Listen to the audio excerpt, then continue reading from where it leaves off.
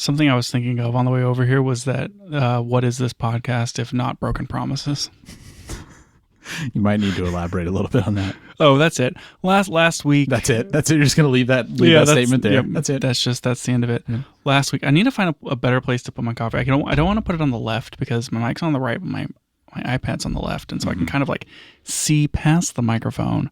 So I want to put my drink on my right, but if I put it too far to the left on the right, I like can't see it because of the microphone, and then I knock it over. Yeah, and like also I'll wildly flail my hands, so it has to be far enough out. Do you see me practicing my hand flailing? Yeah, I see that. Just trying to keep it constrained.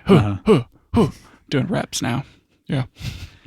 For some reason, even though it's not exactly the same, this reminds me that every time I'm running one of those broadcast cameras, that are on the tripod. Yeah. Every single time, I want that tripod to have a cup holder on it. I mean, you feel like you should just get one. I think I need to just buy 3 clamp-on cup holders and put one on each of the tripods. Anytime I'm using it, I just have it there. Do it. That's a perfect idea. Yeah. Perfect idea. I don't know why more tripods don't come with cup holders. It should just be included accessory, right? Perfect. Potato Jet literally invented a tripod, didn't put a cup holder on it. Yeah. That's automatically 9 stars out of 10. I mean, and he owns a coffee shop too. Yeah. Like he's got all the parts. He just hasn't combined them yet. That's called not like sometimes you just got to take a step back and really think about the big picture. Mm-hmm. Yep. And it's like, you need like a whole like camera or broadcast system. Mm-hmm. Like it's not just a camera. It's not just a lens, not just a tripod. Like you have like this whole like set of things that work in tandem together. Yeah. And one of those things is a cup holder to hold your coffee when you're operating the camera. All of that checks out. Yes. Yeah. I think everyone would agree with no exceptions. Anyway, I think last week I may have said that we were going to talk about we started that camera manufacturer series. We talked kind of like spent a little bit of time talking about like where are they coming from, where are they going, just maybe took a little deep dive on each camera manufacturer whenever we had kind of a dip in some news and that sort of thing. And I was like, this might be fun to do. And we never did Leica and we never did Pentax. And I was like, no one cares about either of those. Let's just do them both together. And then a bunch of stuff happened. And so I've just been pushing it from week to week to week to week to week to week. And last week I was like, next week. It's happening. Well, I'm not ready yet. So, fortunately, I've swapped around our schedule once again, which is why it's the thing that's never going to happen. Mm-hmm. I mean, fortunately, though, you talk about Pentax like every week now. Yeah. Mm-hmm. So I feel like we're still giving the Pentax people what they want. And Leica released a new camera. Yeah, they did. This has been a great week to do that episode. SL3X S. Mm-hmm. Okay. Now I know that you don't know anything about Leica and you're not looking at it. That name has a dash in it. Where is the correct place to put the dash? Are you asking where they put it or where should it be? Both. So I think it should be SL-3S. I'm pretty sure they have SL3-S. You are correct. Yep. It's just not right. It feels wrong. Yep. I can't really explain why. It just feels wrong. I agree. Sometimes I have to really think about whether or not it's XT-3 or X-T3. Yep. And I think it is X-T3. Yeah. Because it's like the X series of cameras. Yep. Which that makes sense. That makes sense. But for some reason, SL3 seems... It's weird to have a number on the left side of the dash. Maybe the No, because you had SL2 before. So it's not like it's the SL3 series of cameras. It's the SL series of cameras. And then this is the 3, but then there's also the 3S. Yeah. But the SL3 isn't SL-3, I don't think. I think it's just straight up SL3. But this is dash S. I guess that's why. Why even the dash? Why just take the dash out? Yep. Because then it just looks like plural SL3. Oh, like you have multiple? Yeah. I guess that makes sense. Yeah. I mean, it seems like a lot of those Leica people have multiple, right? You get like the color and the monochrome. I mean, yeah, but like one camera wouldn't be plural though. Yeah. I mean, unless it was like Legion.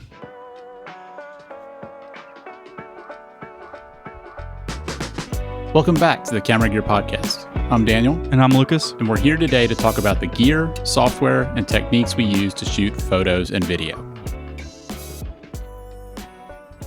I keep thinking that I need to post more, just, like on the internet. Like maybe I'll post more on Blue Sky or something. Be a content creator. I don't know. I just feel like I I could contribute. I don't know. Yeah, give back a little bit. Trying to think of like nuggets of goodness to share and put out into the world. And one of the things that I thought about tweeting, but instead of tweeting / blue skying, what do you call it on Blue Sky? I don't even know. Hosting and posting, tooting and wooting. No, that's Mastodon. Yeah, whatever. You know, was this exact thing that we're going to talk about next. And instead of actually posting it, I'm just going to talk about it here because that's apparently all I do. Is this turning into a political podcast, or are you about to share all your political opinions? Because that's what most people post on websites such as X and Blue Sky. So people are really into compact cameras, like old compact cameras, mostly like CCD, like just we can move for the nostalgia and this sort of thing. And a lot of the talk about it has been like, okay, what makes those old dumb cameras, like what's the look that people are giving? And part of it is low resolution, bad image quality, high noise. Sure. But the other part of it, especially with CCD sensors, is that they're higher contrast because they have lower dynamic range. If you're shooting on a camera that's got like 4 stops of dynamic range, it's going to look really contrasty because it's going to blow those highlights out of the water, and all the shadows are going to be totally crushed, man. Sure. Mm-hmm. And then the other thing is flash, right? You want that direct flash just right in people's faces. So, what is the best camera that you can buy that has lower dynamic range and good flash capabilities? The answer is the A9 Mark III. The A9 Mark III is the pinnacle of old school but new compact camera because it has slightly worse dynamic range. Therefore, it's going to be more contrasty. And because of the global shutter, you can flash sync like to infinity. And so you can always have direct flash even when you don't need it and still get that effect. Broad daylight, full flash.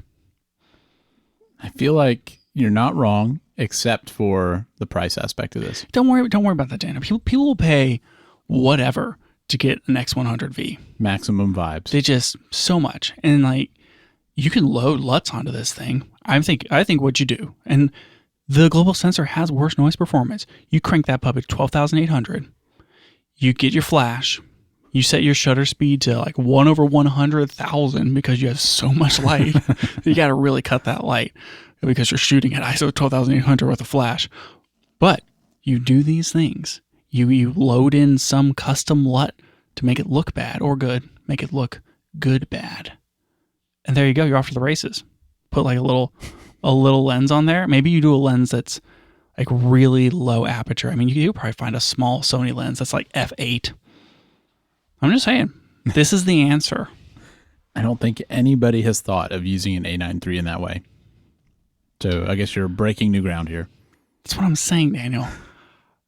I have all these great ideas that I should just put out into the world. Just need to be tweeting them or zeeting them or blue skying them or tooting them or something. Yep. Something. I sure do. But instead, I saved it for you here. As an exclusive for our podcast listeners. You get that idea for free. I'm just saying, it's the answer. I can't find a Nikon Coolpix. There just aren't any. Just get an A9 Mark III. I don't think I have anything to say to this. You can get the look you're going for. I don't know about that. I think it's a great idea. It's a perfect idea. If you say so. No notes. What are we actually talking about today? Okay, so I moved this one up because I'm lazy. Is that what it is? No, I've just been so excited that I really want to do this one. Okay. Today we're going to do a tier list because tier lists are fun. And my concept here is I want to go through a list of typical lens types. And so I don't want to necessarily get into like the exact lens. We're not going to be talking about like a Sigma 85 1.4 or like a Canon 50mm 1.2. We're not going to get into the exactness of the lens. And whenever we're talking about lenses, I do want to kind of consider things in what would be essentially like the full frame equivalent of this lens type. And so, for example, like a portrait lens may be like a premium portrait lens, maybe like an 85 1.4 or an 85 1.2. Sure. Your standard zoom, in scare quotes, might be like an 18 to 55 APS-C lens or a 24 to 70 f2.8. Yeah, so you're converting everything to full frame equivalent. Right. So it's kind of like, all right, here's a standard zoom. Here's a wide angle prime. Here is like your 70 to 200. Here's your super zoom. And so because like most modern lens camera like series will have these types of lenses. And whenever you're thinking about photography, it's like, yeah, like what primes exist for a camera? Well, it's going to be like maybe like 15, 20, 24, 35, 50, 85, 105, 135. And like there's these very set kind of ranges as far as typical focal lengths. And so I have a list of like 15 different like lenses here. And what I want to do is tier rank these lenses from S to F. And so that's S, A, B, C, D, F. And I don't know if that's too many categories, but that's what we're going to do. S obviously being like, your top tier, super tier, and then, standard ranking below that. And so we need to agree, you and I, and that will be the definitive ranking for each of these lenses. Okay. That sounds reasonable to me. All right. Get pumped. I don't have any like clips or anything to play when we go through this. Yeah. Unfortunately. Just add those in post. Yep. All right. You can just make the noises with your mouth. Don't do that. Maybe I will. All right. So we're going to start with running through some primes here. The first one is your fast wide prime. And this is your 24 millimeter f1.4. For like your APS-C shooters, this might be like your 16 millimeter f1.4. That fast wide, but like standard wide, not ultra wide, 24 millimeter prime. Yeah. I mean, that's not a lens that I find myself using much. I will say I think it's more useful than an ultra wide. I feel like unless you're doing something like real estate, ultra wide lenses just are not that useful, and I'd probably rather have a zoom than a prime. But it's still like this is lower on my list just because I feel like if I was building a lens loadout, I would not be getting a 24 1.4 prime. So like for me, I feel like it's like a B or a C maybe, because it's like it's a good lens. Like, I mean, the image quality on a prime is going to be great, but I'm just not using it that much. I feel like you're going to disagree with this. Okay, so my 16 millimeter 1.4 lens, which I bought twice, is one of my favorite lenses. I absolutely love that lens. I do think, generally speaking, 24 is I think it's a pretty good, useful kind of walk around focal length in that it's a bit wider, but it's not like crazy wide where you're getting tons of distortion. You can still get like fairly rectilinear images.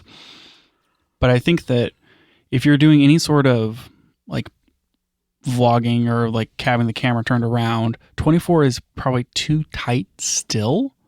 And if you're doing any sort of kind of like architecture or like real estate, 24 is maybe still not quite wide enough.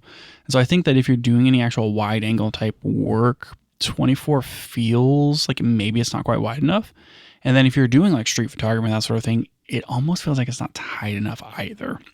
It ends up in this kind of strange spot, maybe similar to a 35, where it's a cool wide angle option, and I love that focal length on my Fuji. I would probably put it in as a B. Yeah, I almost feel like it's a sort of like a jack of all trades lens, where it's probably not the best choice for any, single type of thing, but it's a good kind of like compromise among a bunch of different focal lengths. Cool. So we in agreement here. This is a B tier lens. Yeah, I can settle for B. Okay, cool. I don't have it on here, but I'm going to go ahead and like sneak in here. I didn't include a 27 millimeter lens, and I'm just going to call it F2. But I didn't include a 27 because I don't know how many people are actually making 27 millimeter lenses. Yeah, it can't be that many. What is that on APS-C then? A little bit more than 16. So it's like 23. That's not, no, 23 on APS-C is not. That'd be more that's like 35. Yeah, it'd be like a You're 35. Right. It would be 18. Yeah. Your 18 millimeter. I don't know. I feel like that's pretty niche. Like for your walk around type lenses, like Fuji makes a really nice 18 millimeter f2 and 18 millimeter 1.4, I think. And then obviously like your Q3 you get in 27 millimeter, It's a lot of people like that lens length for street photography because it's wider than your typical 35, but it's not quite. It's not quite like a 24 width. It feels weirdly in between to me, and it feels uncommon. Like I don't know. Like, I don't even know if you can get an RF 27 millimeter lens. Yeah, I don't think I've heard of one, so maybe not. And so I think it's a cool focal length for nostalgia reasons and for street photography reasons, but I think that it's also become obscure as far as like focal length options. Yeah. Yeah, and that makes it hard to rank lenses like that because, sometimes I feel like things are obscure for a reason. But it's like if something is niche, but it's still good for what it's good at, then that I think makes it a little hard to rank. Like, I don't think I'd be picking that lens anywhere near like my first 10 lenses that I buy, but I can still see how it's valuable. I would pick it if it was on a Q3. Sure. Yeah. Reasonable.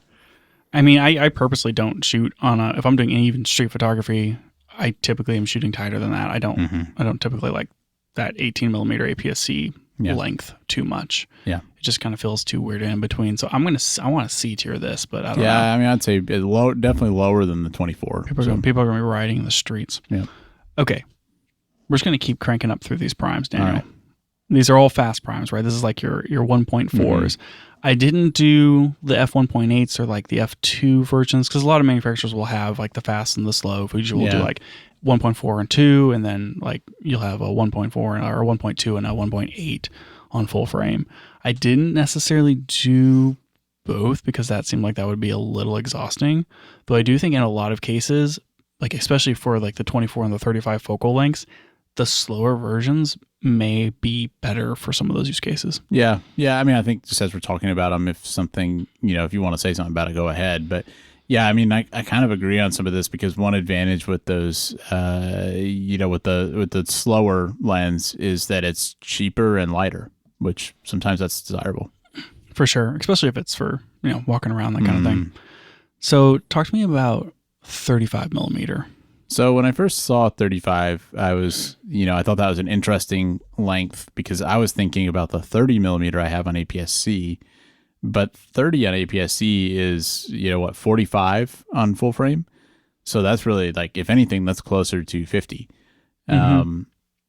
So, I mean, again, it's something that I don't find myself using very much, but I think that 35, you definitely start getting into like a more appealing street photography type length where, it's a little bit more punched in, but still reasonably wide.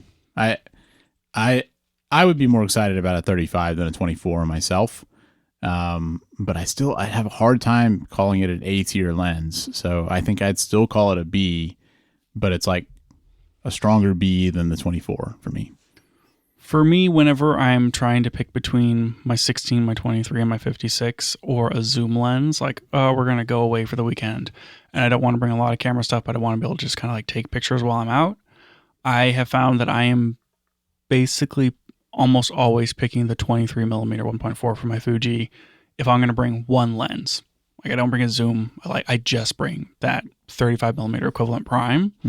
And I know that a lot of people hate 35 millimeters because it's so normal in field of view, and also it's just a compromise. It's neither telephoto nor wide. It's just in between, and it's like the warm bath of lenses, or like the kissing your cousin of lenses.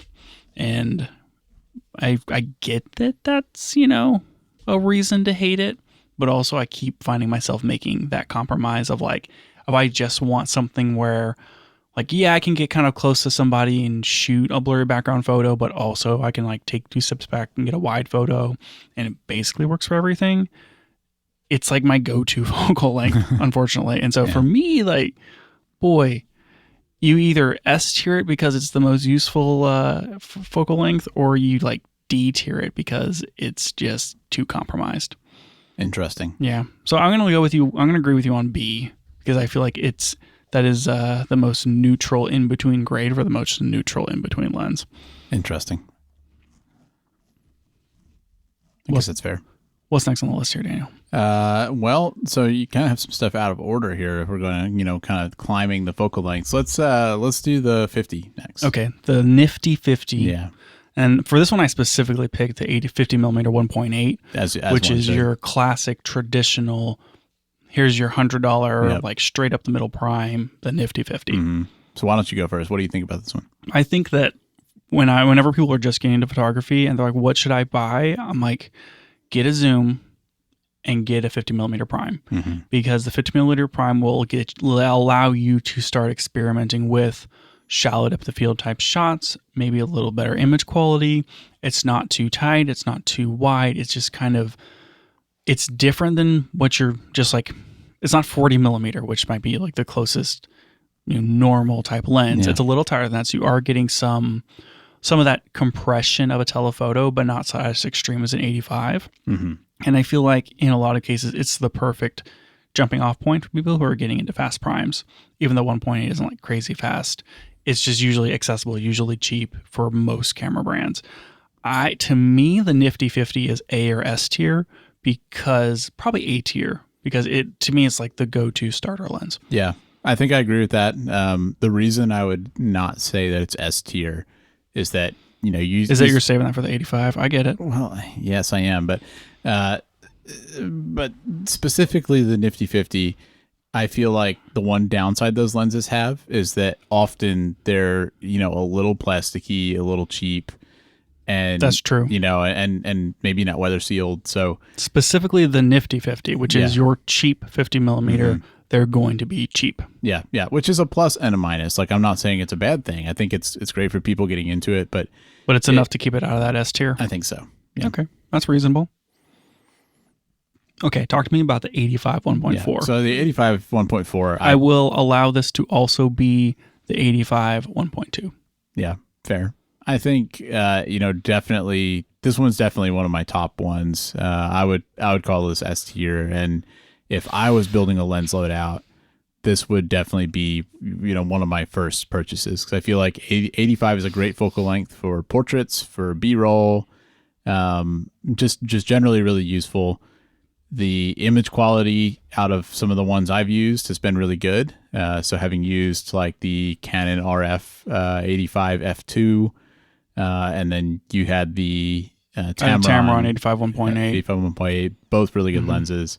Even on Micro Four Thirds, the 42.5 f1.2 or f1.7 was an excellent lens. We regularly shoot like side angles for like interview videos with a 56 1.2, which is on APS-C. APS-C, which is essentially an 85. Yeah, just a great all around focal length, and you can, like, I feel like one of the big things you get out of using like a quote unquote real camera over a phone is being able to get telephoto shots.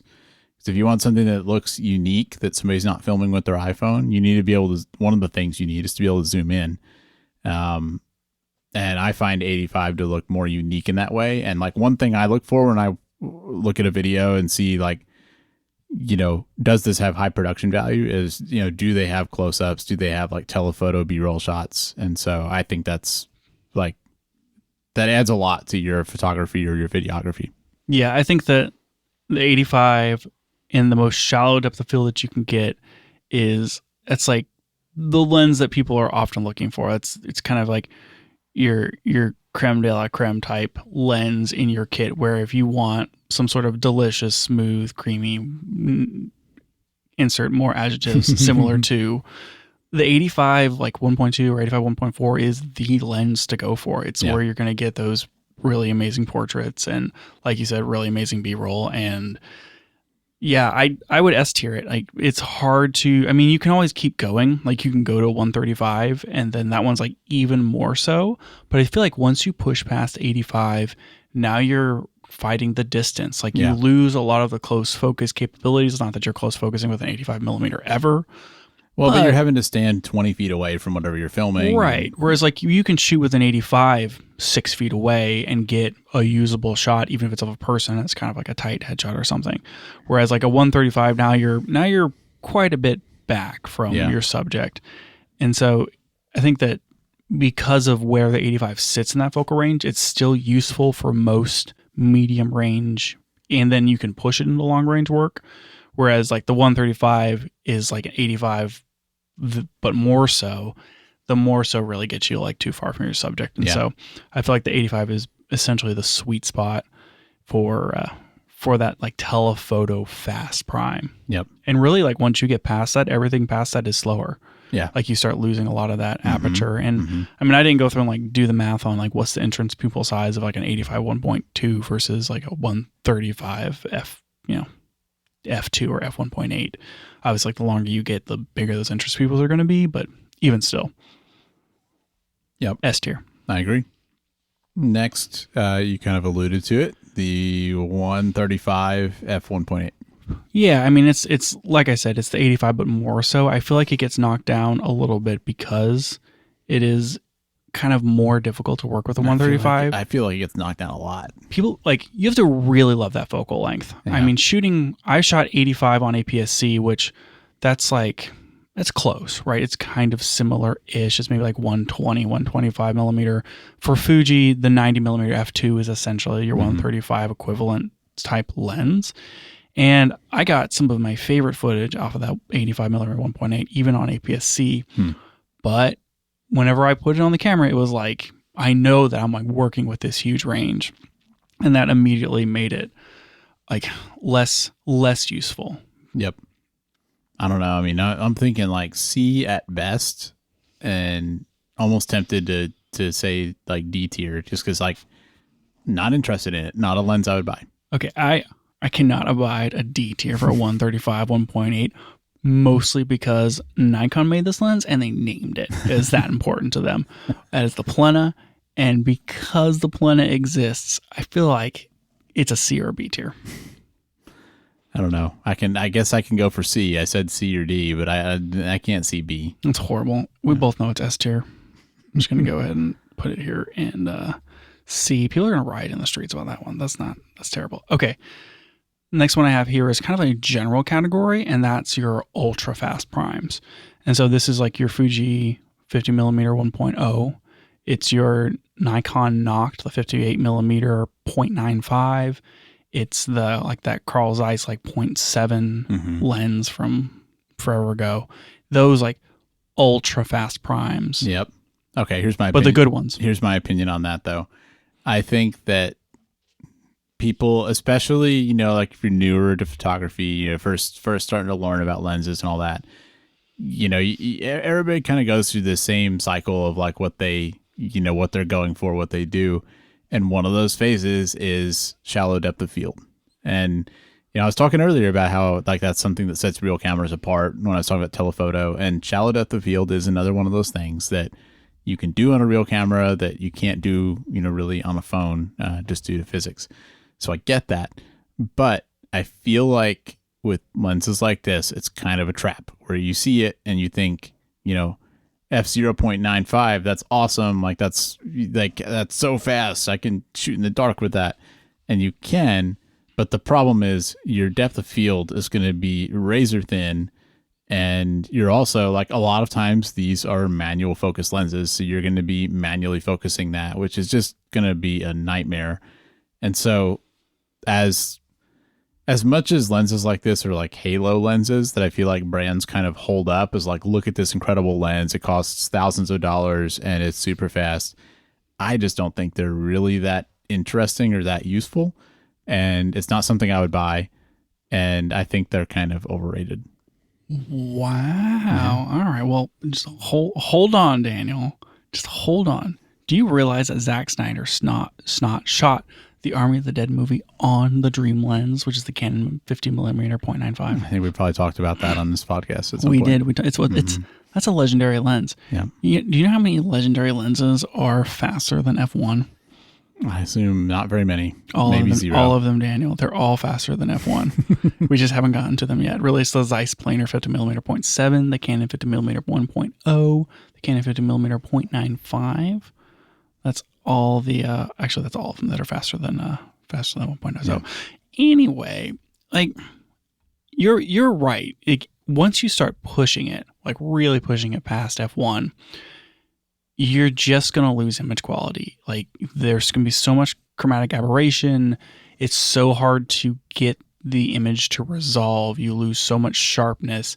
It's like, I want to, at the expense of everything, get this to be as fast as it can go. And you really do lose a lot of all the things that you might find important in lens quality, but sometimes that results in a pretty unique or interesting image.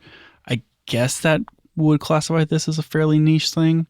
I do think that the Noct is particularly unique in how well Nikon has been able to perfect that 0.95 formula and be able to release a lens that can handle that like conical, chromatic aberration and that sort of thing. So I guess I'm going to kind of agree with you on that. Like this is where things have gone too far where it's like, man, that's an f1.0 lens.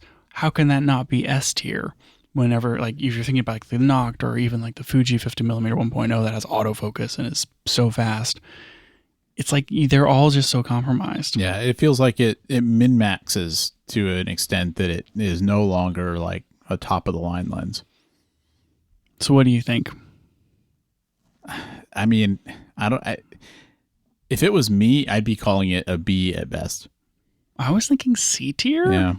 I think I'd feel better about a C than a B. I mean, I love these in concept and I love talking about them because it's super cool and the engineering is awesome, but I think you lose so much usefulness that most sub f1.0 primes really are only useful at like f2.8. Yep. I agree. Oh boy. Wow. This is getting awkward. You're going to get so many emails about this. Less than F. What is just me? You don't get emails. Yeah, it's just you. Primes. Okay. Sorry. I was adding that to the list. All right. We'll have to post like the final list on Patreon or something. All right. So the 15mm fisheye. This actually says less than 15mm fisheye. Thank you. 15mm or less. We're talking ultra wide, but not ultra wide like rectilinear, ultra wide fisheye. F tier. I have zero interest in fisheye. I think it's a dumb effect. Wow. Not into it at all. Woo, coming in hot, Daniel. Jeez. Fisheye is dumb, Daniel. Yep. Yeah, I'll sign my name to that. I think it's silly. I mean, sometimes, you just want it to be wide. Sometimes you just want it to be wide, Daniel. Yeah, I just at the distortion, like the lenses that are ultra wide but zero distortion. I'm like, that's cool. Like I can see using that for real estate or something. Fisheye to me seems like in some cases it's misleading. Again, see real estate.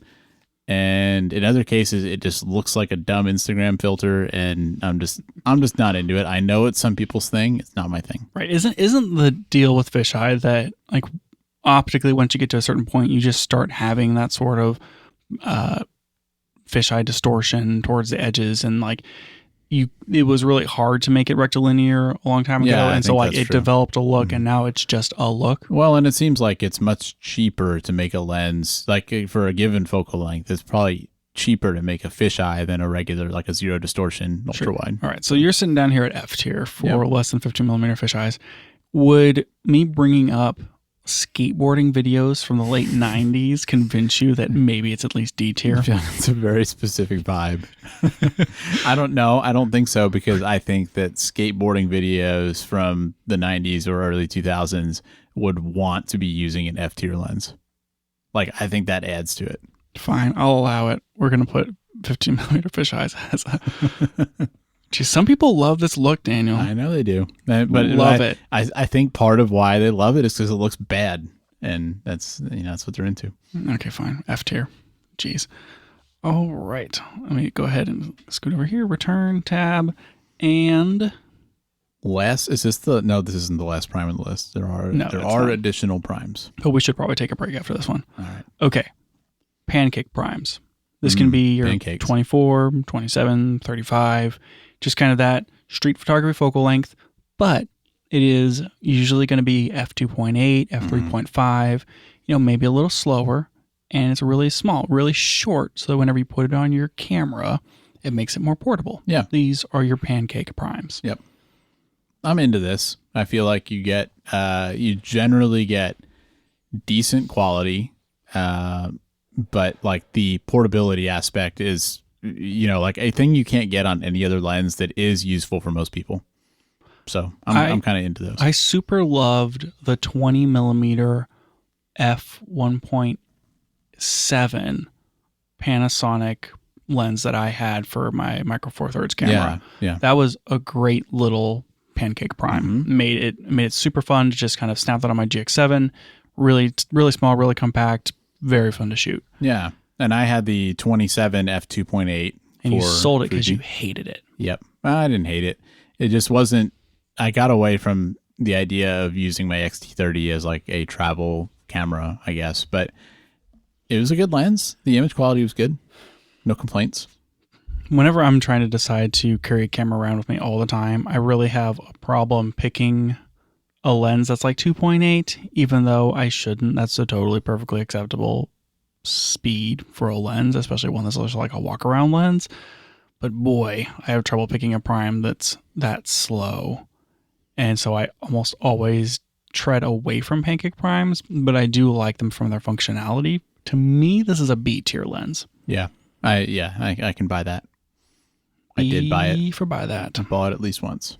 You sure did. Now, I don't know if I would say the L mount 26 f8. I don't know if that lens is B tier. That's an F tier lens. I'm going to actually put that on the list specifically because it exists.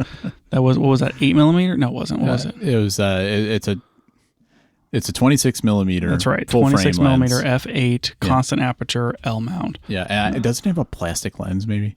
Oh yeah, it's definitely plastic. Yeah. It's that one's F tier. Yes, it's probably lower than F tier. That doesn't do justice to the 15 millimeter fisheyes. I'm gonna add an extra tier in here. That's F minus. We'll be back in just a moment, but we wanted to let you know that if you'd like to support the show, you can now subscribe to us on Patreon. It helps cover our hosting costs so we can keep the show running, and you might find an occasional behind-the-scenes post on there, like some photos we've taken recently or a mini review of some new gear. If you're interested, you can find us at patreon.com/cameragearpodcast. All right, let's get into the zooms. A lot of zoom. I really built this based from like starting from a wide focal length to a not wide focal length. Mm-hmm. I do feel like I missed talking about 20 millimeter primes and rectilinear ultrawide primes, or just ultrawide primes in general that aren't fisheye. Mm-hmm. And well, I kind of alluded. I think those are better than the fisheye ones. So maybe we should go ahead and throw out ultrawide primes, like call it 20 millimeter, call it 15 millimeter, but actually rectilinear, wider than 24. And that could be like F2, F2.8, your wide primes. Useful if you're doing real estate, maybe some like landscape type things.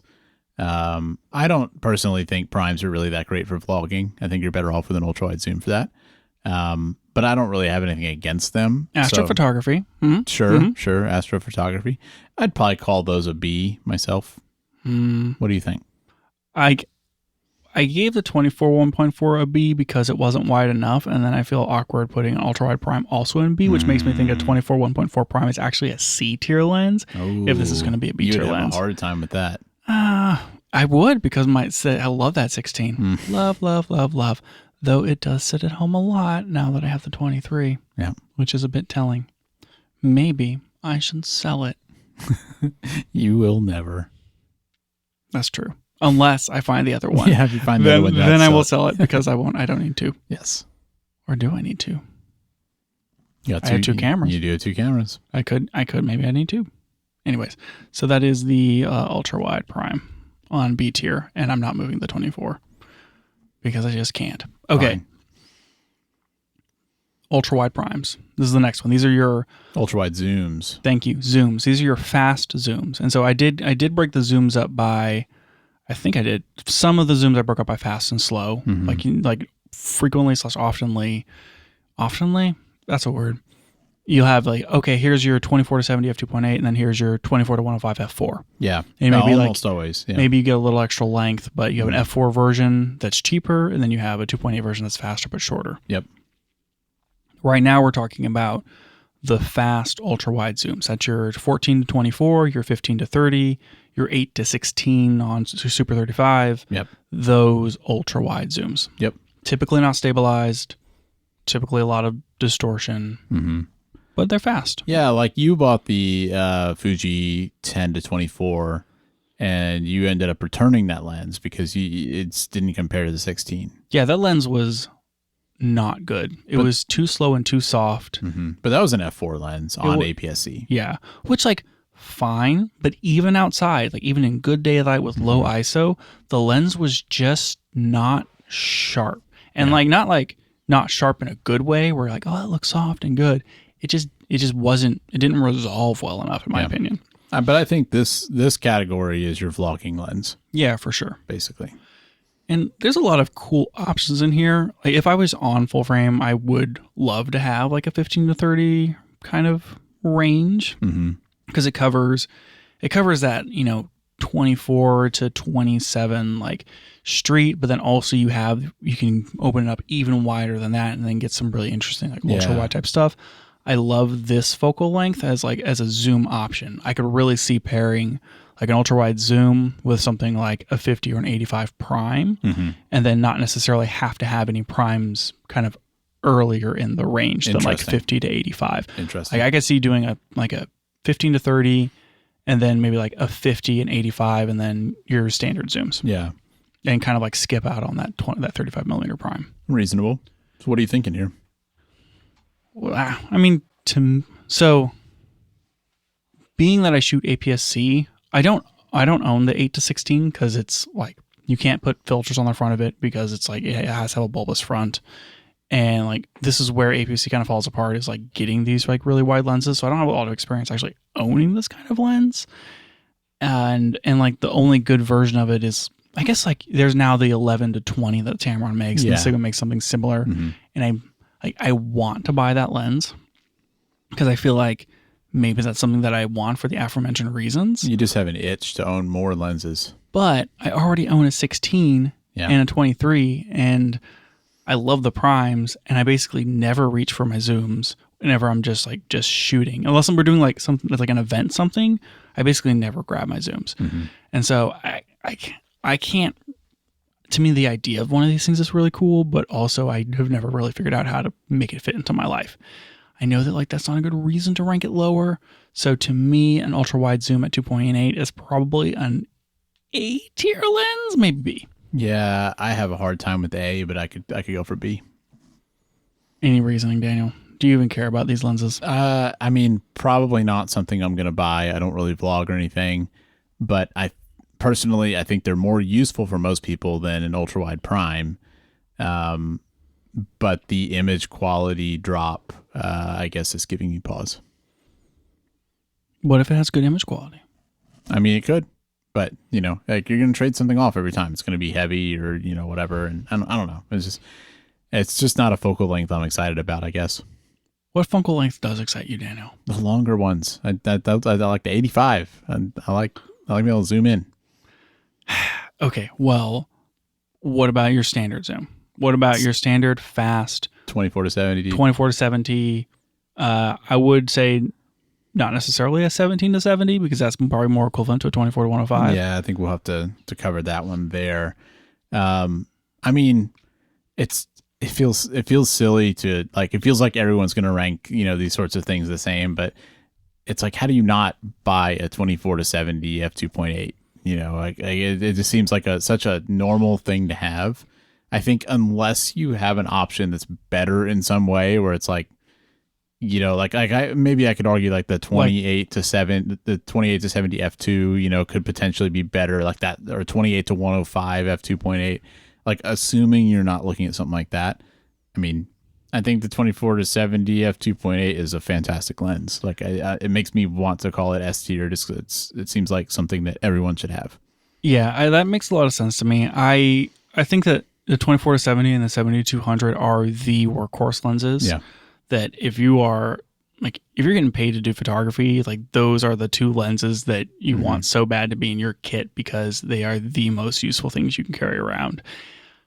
I am kind of the opinion to put the 24 to 70 like standard fast zoom in A tier rather than S tier mostly so that I can leave room to put the 70 to 200 in S tier. Yeah. And kind of to your point, I think that the option of having a 24 to 105 2.8 or a 28 to 70 f2, those are faster or longer. And I know we're talking about kind of Canon-ish lenses, but those are starting to come out. And I think that they are an improvement on the 24 to 70, like 2.8 typical workhorse lens, that there needs to be room for something above it. Honestly, I would even say that depending on what you're doing, the 24 to 105 f4 could be a better choice for you than a 24 to 70 f2.8 in a lot of cases, especially on full frame, because you're not just start cutting the light as much. Yeah. So based on that, I think I agree. It's a great lens, but we can call it an A.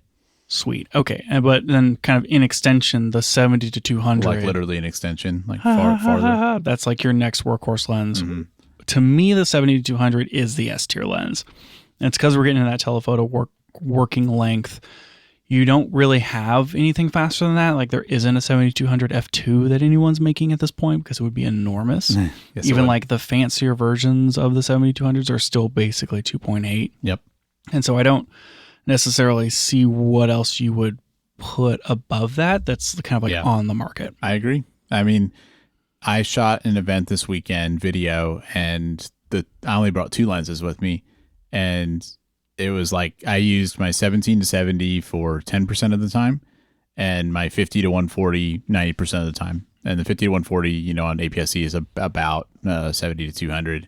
And yeah, it's just like you only need those lenses if you're doing working type stuff. That's all you need. Yeah, if we were talking about only APS-C, and if Tamron would stop being a coward and release the 35 to 150 f2 to f2.8, bingo one could say that it's an A tier and then that would go into the S tier. Yeah. But that's not the world that we live in. Yep. Tamron. And so 7200 is your S tier lens. Yep. I agree. Man, we're just on the same page here, Daniel. Yeah. We should start a podcast. Sure seems that way. All right. Let's talk about what you've already mentioned, which is the 24 to 105 f4. Yeah. And I'm going to go ahead and put the APS-C 17 to 70 f2.8 in this, which is essentially f4 if you're going to start doing math. Yeah. Which I do not recommend. I kind of, the 17 to 70 f2.8 is sort of the same, but I would say like on APS-C for a zoom, you're typically not getting anything better than f2.8. So I would honestly say like that, like focal length wise, yes, it's compatible or it's comparable to a 24 to 105, but aperture wise, I think f2.8 full frame, f2.8 APS-C, I think you have to call those fairly equivalent. Like I know it's a stop slower, I'm not saying that, but like it just for the case of this conversation, they are basically equivalent.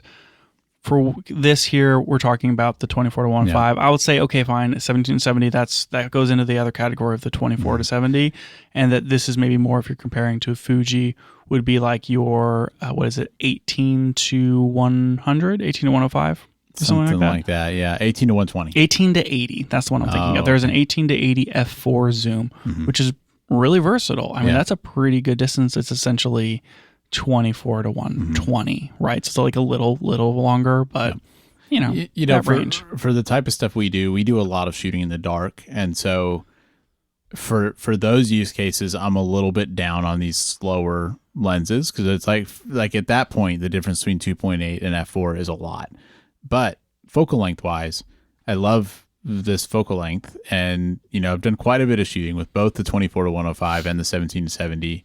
And I do find myself really enjoying that extra reach you get. So, it kind of depends on your use case. It's sort of a niche type thing, but I mean, still think it's an excellent lens, kind of like an excellent option.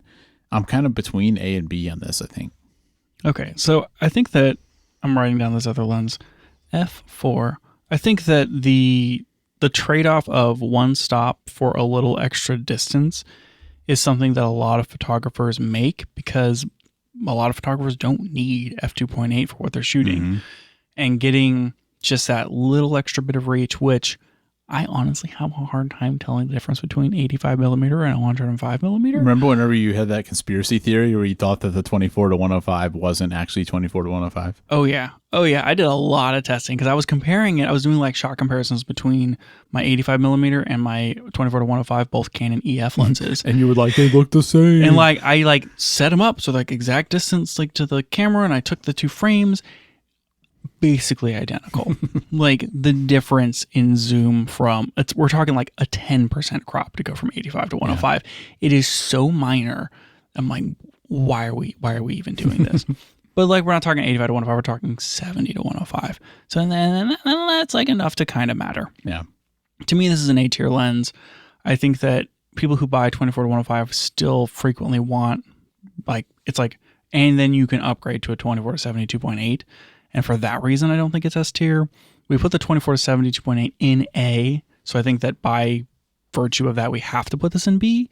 But I do feel a little bit of heartburn about it because I think that for for a good chunk of photographers, especially people who are hobby photographers, yeah, the 24 to 105 could be your only lens. Yeah. I think there's a lot of people who could get that and not need to get a 70 to 200. Whereas if you get the 24 to 70, you're kind of thinking, well, I don't really have like a good telephoto option, and I don't know. Yeah, I mean, I inherited two decent lenses from my grandpa, and one was the 24 to 105 Canon lens, the f4, and then one was the 70 to 200 f4.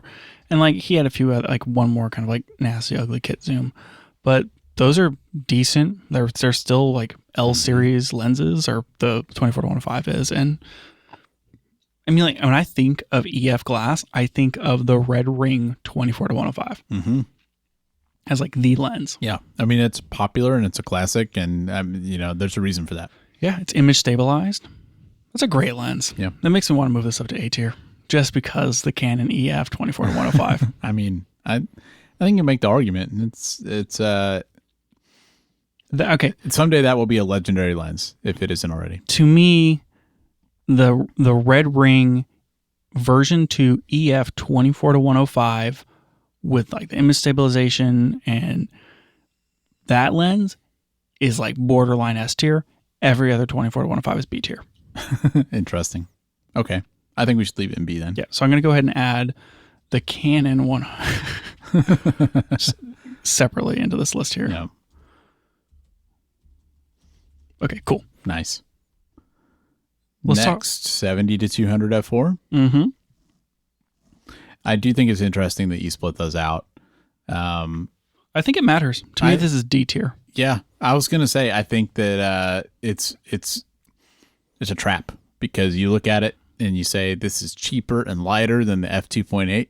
And, depending on why you're purchasing, those can be appealing things. But I feel like in almost all cases, you're better off saving up or buying a used lens or whatever to get the 2.8. Yeah, nobody wants the f4 version of this lens. Like you want the deliciousness of the 2.8 version. Absolutely. The EF mount 70 to 200 f2.8 lens, like the last version that they made, that USM whatever Mark II white whale lens, is unbelievably incredible. Yeah, like it is. We're still using those on Ursa broadcasts, for broadcast stuff, and yeah, they look fantastic. They are so sharp through the range.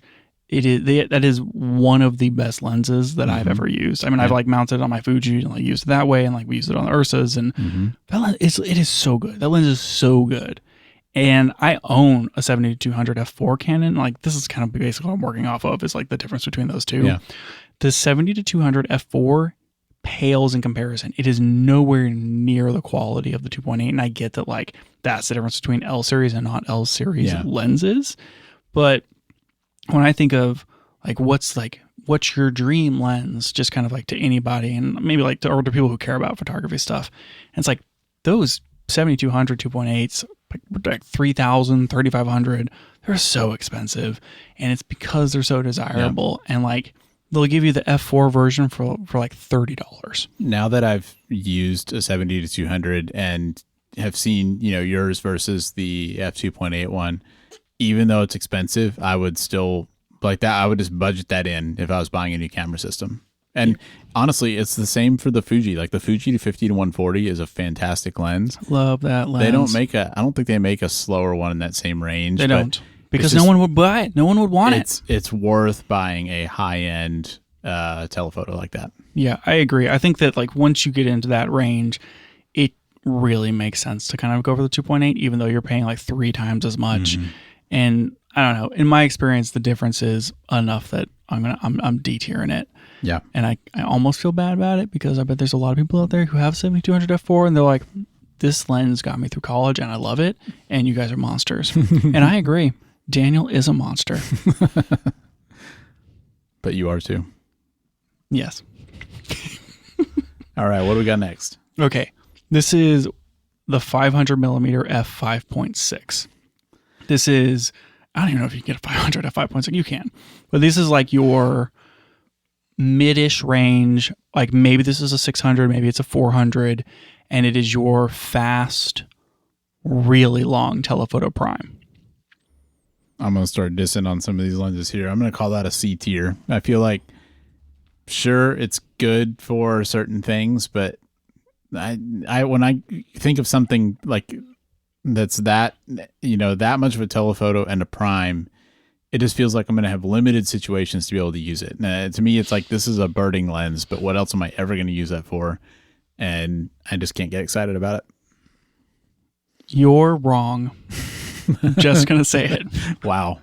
Very well-reasoned argument there. Thank you. I tried really hard. Sigma makes a 500, 5.6. Nikkor makes one. Can you get one for Canon? It's very important. Canon one. Oh, can you not? Does Canon not make a 500, 5.6 prime? Interesting. Well, that's a good reason to buy a Nikon Z8. As if you needed more. Just one more reason. 500, 5.6. This is, when I think of like sport, bird, wildlife photography, and like what is the best image quality that you're going to get at a long distance, like this is basically where those primes stop. You think you'd use something like this for sports? Oh, yeah. Interesting. Oh, yeah.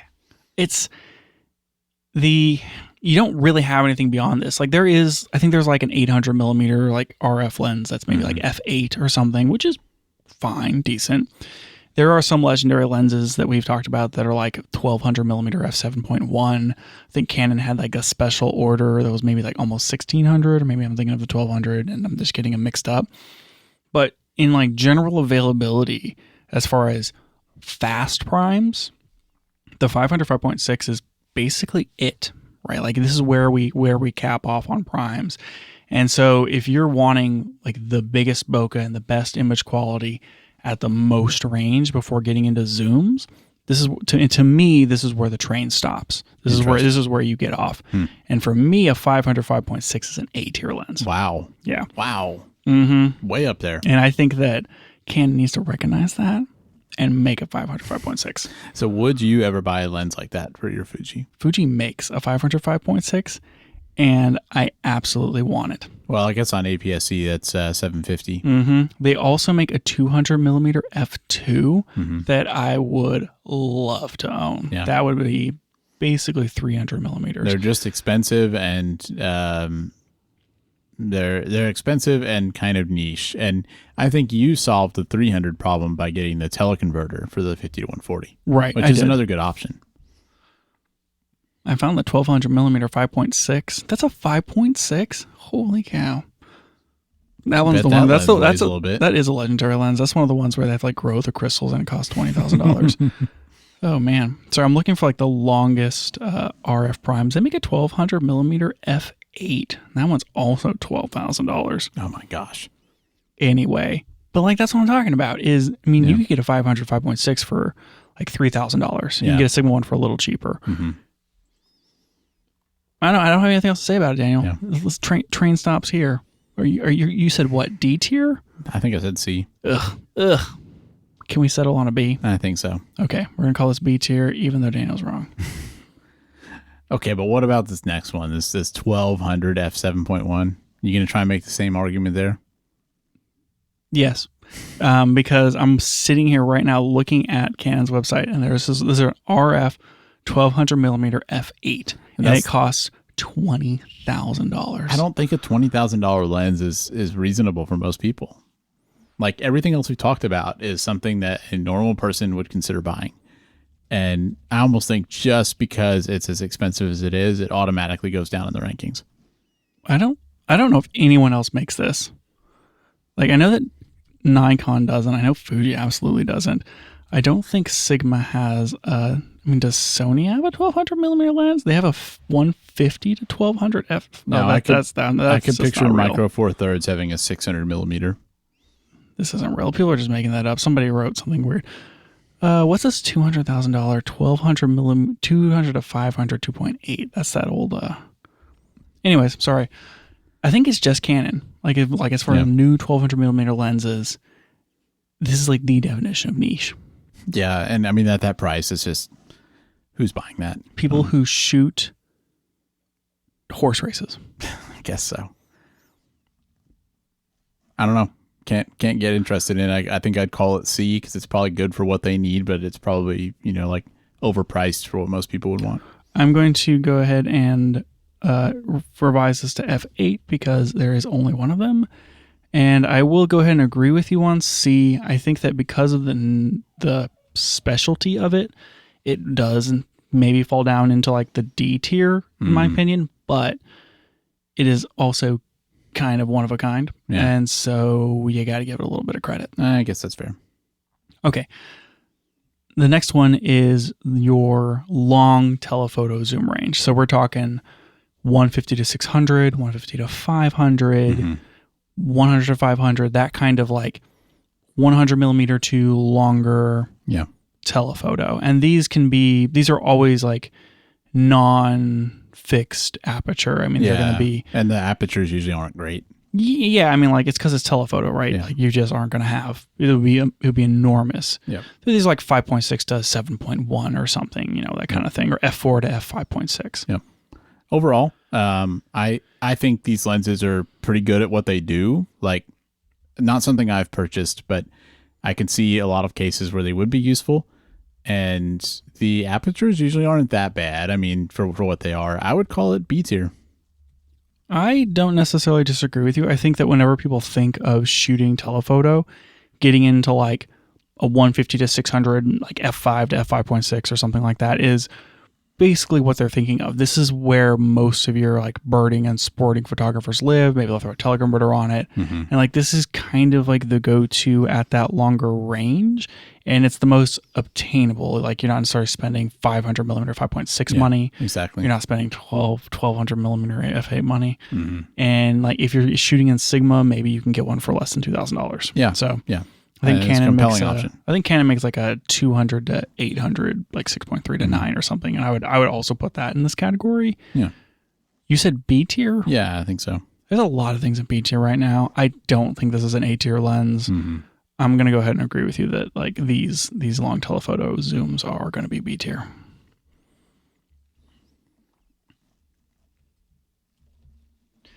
We're getting there, Daniel. Yep. Two more.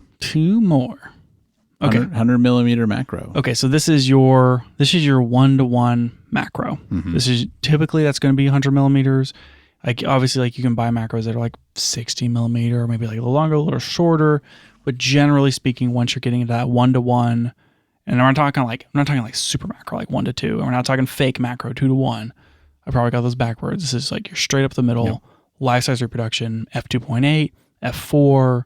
100 millimeter macro lens. You have more experience with this type of lens than I do, so why don't you talk about it? I just am not like, I think macro's cool.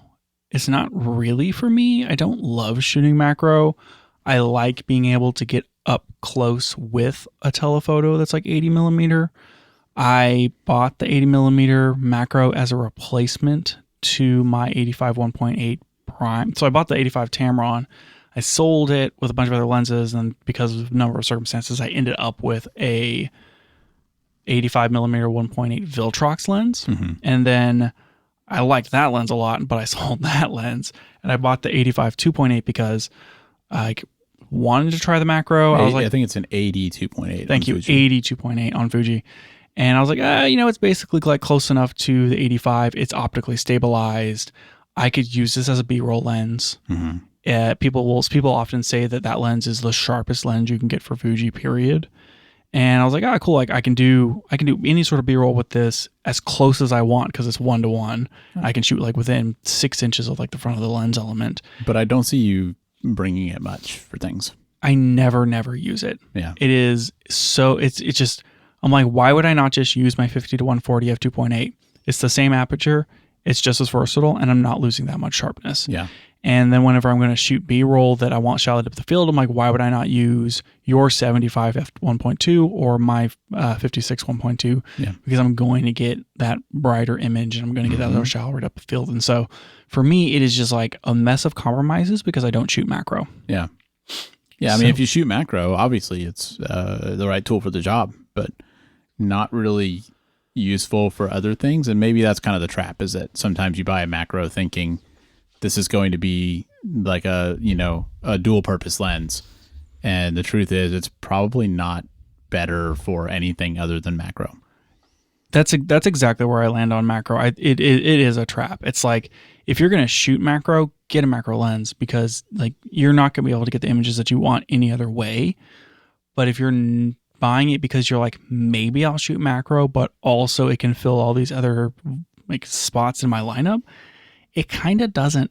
Yeah. It kind of just doesn't quite meet which, at least especially for me, like what I would want out of any of those other, like a telephoto prime or a B-roll lens or like a sharp prime or like I don't know, just all the things that I might use it for, something like stabilized for video. It's just like, no, it's really good at shooting macro, and I never shoot macro. Yep. And I want to sell that lens, but somebody in my house thinks that they're a macro photographer, and so I can't sell that lens. You're stuck with it.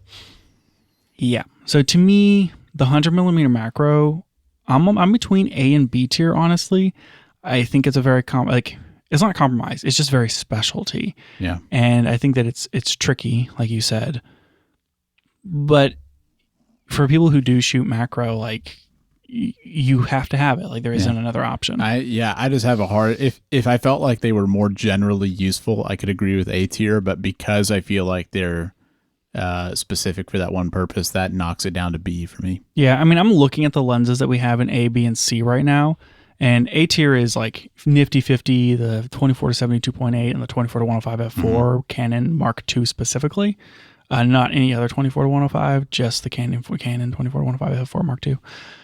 And then like you go down into B, and now you're getting into like 35 primes and pancakes and 500 f5.6s. I don't necessarily like. I think that the 100mm macro deserves to be in the B tier with these other lenses, but for me personally, I would rather stick it in C tier with the sub f1.0 primes and like the 1200mm f8, because they are all like super specialty lenses. I think I agree. Like, so we still have one more lens to get through, but when I look at this breakdown that we have, to me, it feels like S tier and A tier. I would basically, like all the lenses we have in there, I would basically say, I don't even need to know what you're doing with your camera to tell you that you will probably not regret buying one of those lenses. Like it's like a slam dunk. And then we get into B tier. That's like, ultrawide primes, some of these 24 and 35 primes, etc. The 150 to 600. Some of that stuff, I think, depends on what you're doing, but like this lens is probably going to be a good choice. You'll probably still enjoy it. And then anything past B, it's like you really need to know what you're looking for to buy one of those lenses, and like don't shoot in the dark and get one of those.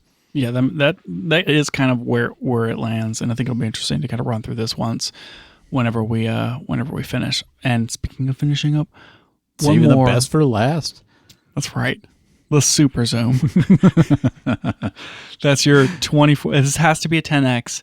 So it's like your 24 to 240, your 28 to 400, your 18 to 300 on APS-C, 12 to 100 on Micro Four Thirds.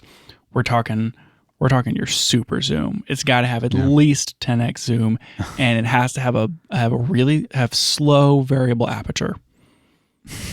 Yeah, all that's true. That all describes super zooms. Mm-hmm. Yep.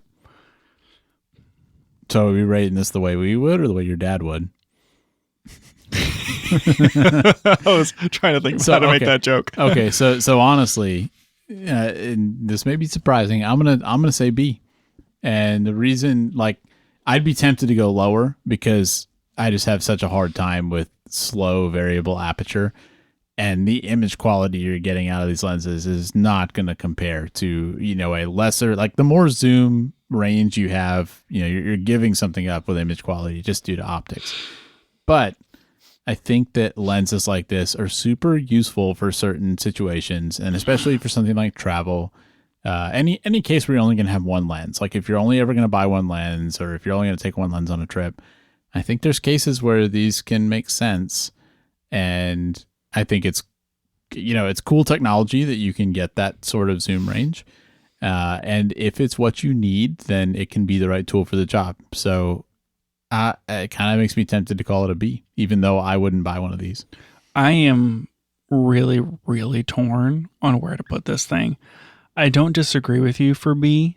I would be tempted to stick it in A tier, maybe even S tier, because you are your father's son. Because I am my father's son, and think about all that range. But also, it is very much like the sub 1.0 primes. You are min-maxing for range. Absolutely. And it's like, yeah, I have, a 10 to 1000 millimeter prime, and it covers everything I could ever need. But it's kind of heavy, and it's F10 to F20. Yeah. And cool. Is that really that useful? I don't know. Yeah. I would trade two lenses for that one lens almost every time. And so to me, it's it could be C tier because it is so specialty, but it's all not specialty. It's min-maxed. Yeah. But I don't know. It's also really, really useful. And I think of my dad as a photographer and those who are similar to him, where it's he has a 24 to 200, which I think that's actually an f4 lens. He does have the 24 to 200 f4, which is a super zoom. That one's barely, it's on the edge of super zoom. But he used to shoot a Tamron that was way, way wider range than that. I can't remember what it was. It was 28 to 400. Maybe he has the 28 to 400. I can't remember. You know what? I'm going to stop trying to remember what lenses my dad has.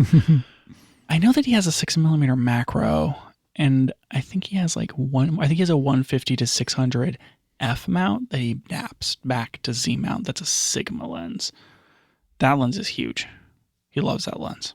Anyways, there's a whole class of photographers where they just have the Superzoom. Yeah. You want I'm going to buy a good interchangeable lens camera that is of excellent quality, and I take pictures outside of landscape and animals and that sort of thing. Not worried about the aperture. Or I travel a lot and I don't want to switch lenses.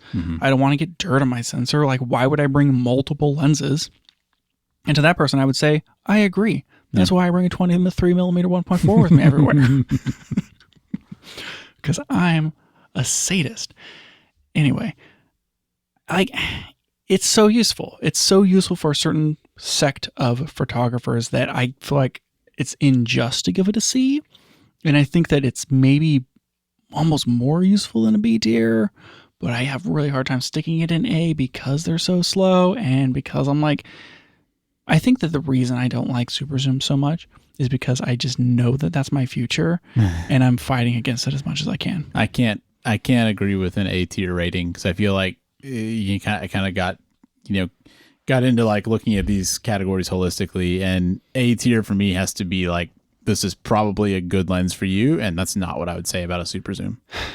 Yeah, I think we're going to have to stick it into B tier. I think that it is, when I look at the C tier lenses, which are the 27mm f2, which C tier, 135, 1.8, sub 1.0 primes, 100mm macro, maybe it fits into that category, but it's so useful that you have to graduate it. But then I start looking at the stuff in the B tier, and I'm like, man, is it as useful as a 24 to 105 f4?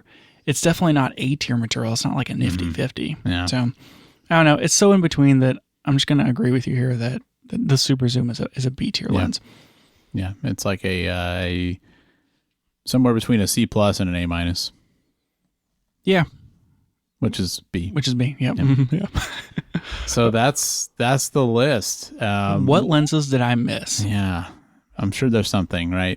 I mean, the problem is we can't talk about things from specific brands because, you already mentioned the Tamron 35 to 150, and there's also things 28 to 70 f2. Yeah, or like the Canon 24 to 105 f2.8. There are like specialty things that are kind of outside this, but I think you covered most of the common ones that I would think of. Should I have included like a set of cinema primes on this list? And I thought about it, but it feels like the focal lengths probably are not different, and then we start really getting into like specific products, and that's harder, I think. What are your thoughts overall? Like when you look at the rankings we did. And I'm gonna what comes to mind. Yeah, I'll give a rundown and kind of give you my thoughts on it. So we S-tiered only 2 lenses, which was the 70 to 200 2.8 and the 85 1.4, which I think is just really telling of kind of how we feel about telephotos. Yeah, I guess so. But also, to me, those are, and boy, and then like this is, I'm clearly being biased here. I think that you hand this list to a different photographer and it would be completely upside down. Yeah, like right? a vlogger or something. Yeah, it'd be totally different. It's like someone may S-tier a 15 to 30 2.8 ultra-wide zoom because like that is their lens. And I don't know. We S-tiered those two portraits because to me it's like those are going to be your, whenever, if I'm thinking of Canon and like when they make an L series lens, it's like we're going to make our best lens. It feels like they start with 85 1.2/4 or a 70 to 200 f2.8.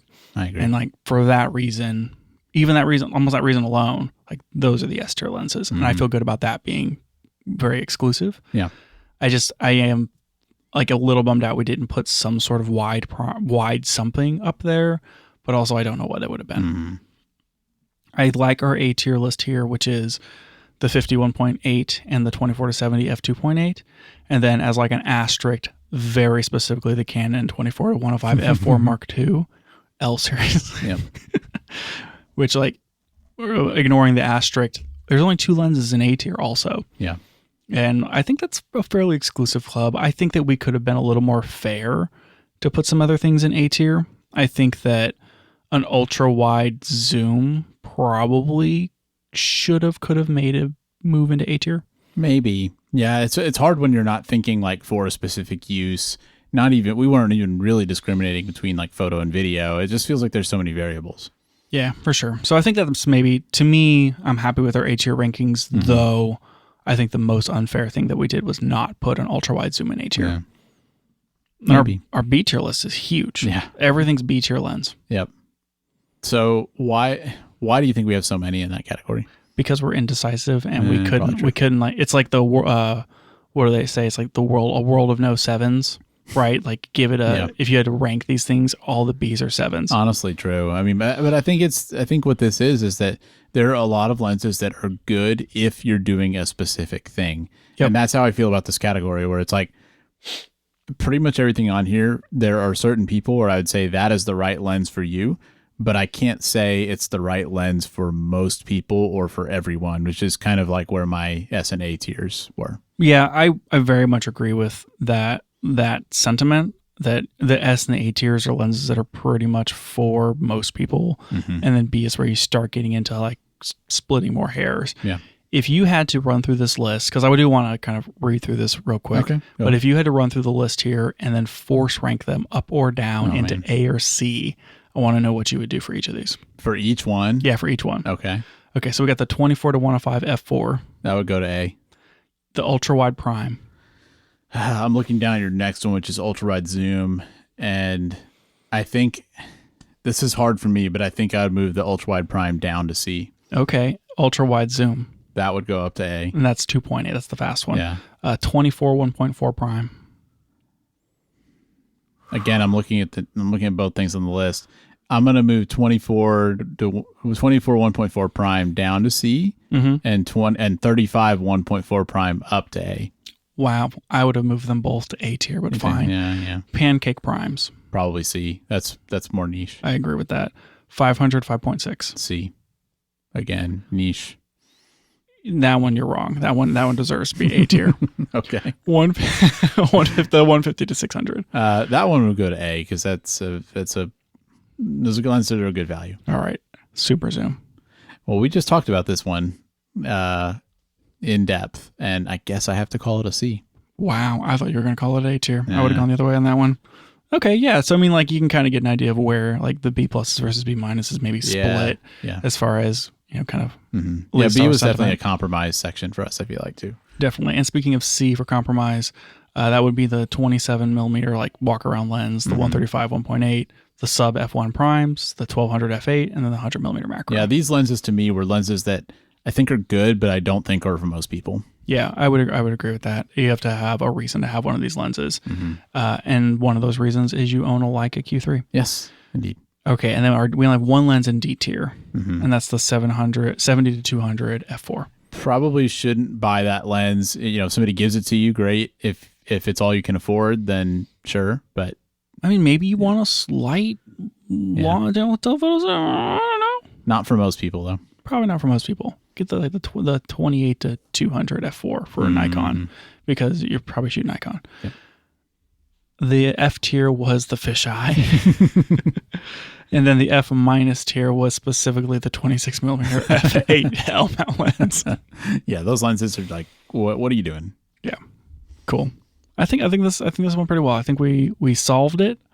And if people are trying to prioritize which lenses to get, they can just go ahead and take this list and work backwards. Honestly, looking like going through this conversation, it's really surprising like how much experience we've had with a lot of different focal lengths and, a lot of these different kinds of lenses, mostly you, because you buy a lot of lenses. But I feel like we've been doing this long enough and we've tried enough things that we do at least have perspectives on this stuff. Whereas people that are just getting into photography may not have had a chance to use these things and might kind of think that all lenses are created equal and like you just get one that's the focal length you need. And it's definitely not the case. It's like there are a lot of trade-offs. So I don't know. I thought it was interesting to go through it. Yeah, I agree as well. I do think that, if for anyone who's like, oh, they put my favorite lens in the wrong tier, that's obviously an S tier. I would say if I had to pick one lens, it's like, Lucas, you only get one lens. What's your Desert Island lens? Gosh. I don't know how you do it. I would be probably picking a B tier lens. Like, honestly, it would be one of the Bs or one of the As. Yeah. But most likely a B tier lens. Yeah. I wouldn't be picking an S tier because it would only be telephoto. Like that's that's not like generally useful. So, yep. Yeah. Interesting. Yeah. I have been thinking about that maybe I need like an 11 to 20 2.8 ultra wide. I've also been thinking like I need to sell my macro and I need to sell my 17 to 70 so I can get the new standard zoom. But I've been also thinking like, do I need another different prime? That's it for the show today. Thanks for joining us. And if you liked it, tell a friend so they can check it out too. You can find out more about the show at www.cameragearpodcast.com, and you can find us on Twitter @CameraGearPod. We'll be back with more next week.